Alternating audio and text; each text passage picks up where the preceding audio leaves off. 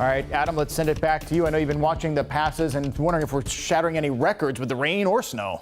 Well, yeah, we've seen a lot of rain, and now what we have been doing, we've already hit the monthly total of rainfall out at SeaTac. Last night we picked up, or yesterday we picked up an inch and almost 3/4. Now we're up to 6.18 inches, and the normal amount is 5.78. So we've already hit that. Of course, we've gotten more since then too, and it's only the 12th of January. So we're going to continue to keep these numbers rising and rising more. Not quite up to record territory yet for the month. Of course, we're still pretty early, but I think we are going to see a drier trend towards the latter part of it. Yesterday high at 53. We're going to get more into the 50s again today. Now, speaking of today's rainfall, closer to 2/10 of an inch around Seattle, around an inch so far in Shelton, an inch in Hoquiam, and around 1.5 inches since midnight around Quileute. We're going to keep these numbers, of course, rising, but the worst of the rain has now moved on to the north and to the east.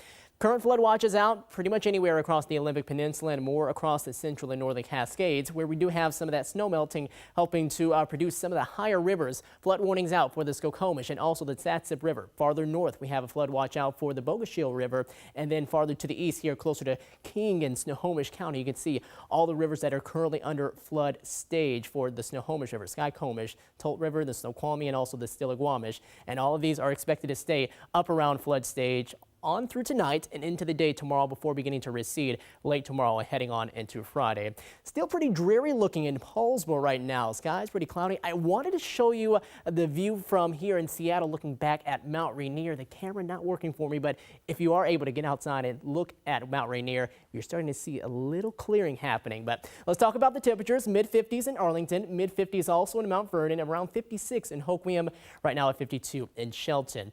We're going to keep an eye on some of the lighter rain here this afternoon, but most of it's going to be moving north. Areas of light rain across the Kitsap Peninsula, closer here to Seattle, moving closer to Bellevue now. Up around Blaine and Bellingham, around the Canadian border, seeing some of those showers. Steadier, but generally pretty light. And then we also see a little more of that happening across more the tip of the Olympic Peninsula, Forks, Quileute, around Neah Bay, and around Squim. So all of this lifting northward and getting on out of here. For the remainder of this afternoon, expect conditions to relatively stay dry. We'll have a few sprinkles here and there, but it's not going to be until tonight, 10, 11, getting closer to midnight, that will have that next wave of rain beginning to push on through. That will hit the coast first around midnight, then start to spread eastward as we get more into early tomorrow morning at 6 to 7 a.m. Showers widespread. As heavy as last night? No, but we are going to see some heavier pockets as this does push on through.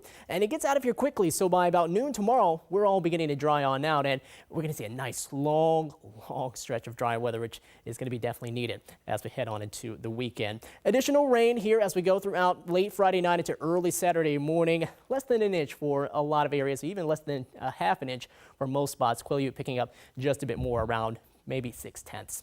Highs today up around those mid to perhaps upper 50s, could even squeeze out a 60 near Puyallup.